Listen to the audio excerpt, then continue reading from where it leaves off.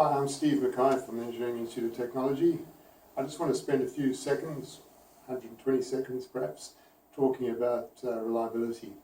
Obviously, most of the time we want 100% reliability, but that isn't always achievable, apart from devices such as pacemakers, where you expect 100%, otherwise you could be dead.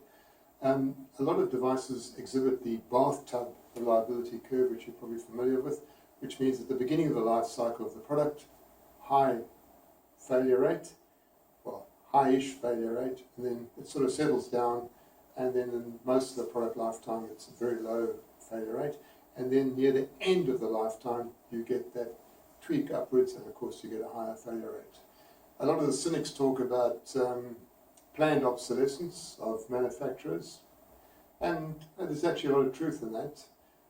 Probably not as bad as people make it out to be, but basically no product is going to be manufactured with 100% reliability, for the simple reason it will cost too much, and of course manufacturers or vendors wouldn't be able to sell their product. So a lot of products such as phones do have a lower than 100% reliability. That's the way of the commercial world, and of course we accept it because we're not prepared to pay $20,000 for a mobile phone, but more likely a few $100s.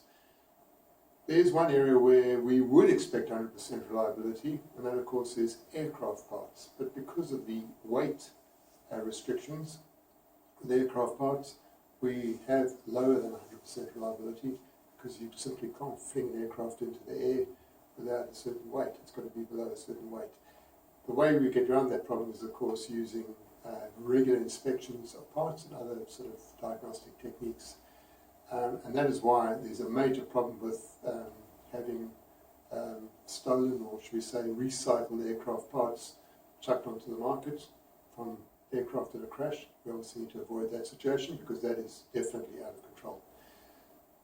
Thank you very much. That's Steve Mackay on reliability. Thank you.